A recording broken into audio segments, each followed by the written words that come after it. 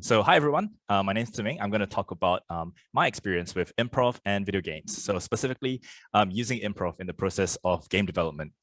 So a bit about myself. Again, I'm Zhiming. So for my day job, I work as a gameplay programmer with Wargaming Sydney.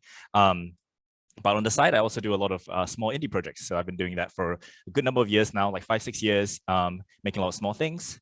And as you might guess, I am also an improviser. So this I started almost 2 years now.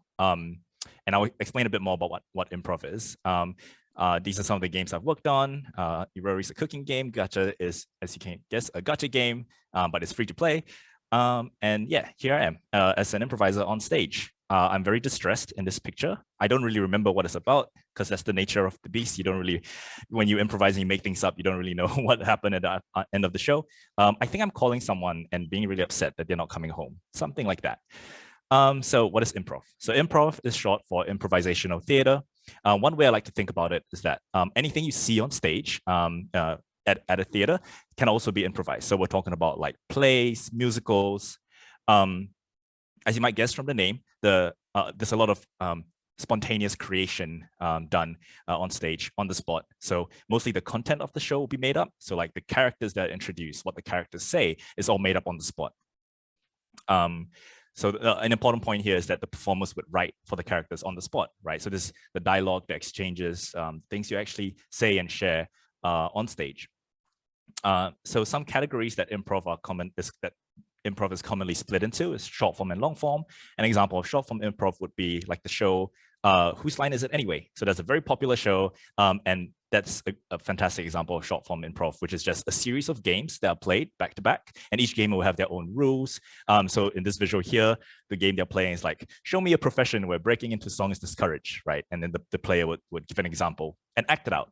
On the other hand, there's long form improv, which is more like traditional plays, a single storyline, usually narrative driven.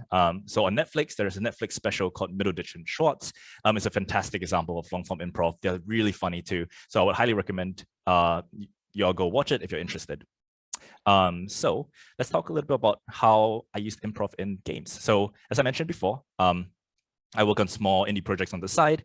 So most recently, just this year, I'm working on this a small like narrative game about naming things, and we are prototyping a specific interaction where the player is interacting with a character who is playing like make-believe fighting, right? So I was working on a task where I had to storyboard the interaction, and I was thinking, I really want to figure out some placeholder text, right? What would the character say to the player when they're interacting to him?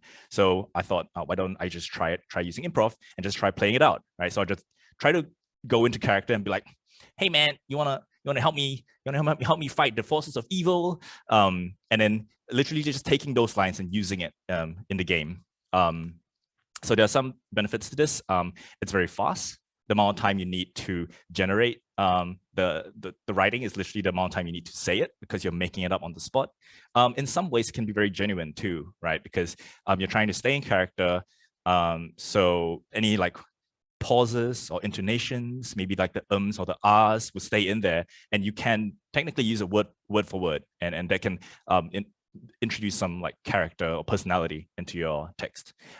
It's also very accessible. Almost anyone can do improv. After this event, you can be in your room and you can just imagine, I'm going to play a mushroom character now, and what would a mushroom character say? You just make it up, right? All you really need is like your imagination. Some of the cons of this, because improv is done so quickly and made up on the spot, a lot of biases can sneak into your content or what you're creating, right? Because you don't have that time to filter or edit what you're saying. So be careful of that. It's a very good starting off point. You can just then edit what you're saying after that. I'm not gonna sugarcoat it. Improv is not easy. That's why I love it so much. But it does take time to develop and be comfortable with improv. And it's also easy in a group. So sometimes doing it solo can be tricky. So to wrap it up, I'm running out of time.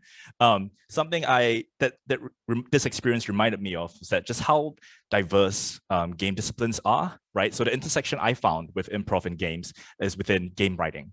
right? But you have so many other, even the well-known disciplines. You have artists, you have producers, you have QA, you have programmers, sound and music, writers, right? All those disciplines have potential for different overlaps because they all have they work in all very different contexts. So each one, like, there's so much potential for intersections. Yeah, I'm gonna wrap up now. 5 minutes done. So thank you all for listening. PS, in the breakout rooms later on, if you want to try improv, you know, I talk a lot about how you can do improv at any time, right? So if you want me to demonstrate improv, I'm very happy to. My only ask is that you play with me if you want to do some improv together on the spot. And that's it. I have one more story about how I developed the game to run an improv show, but I have no time to talk about that. So if you're curious, just ask me about it. And I'm done.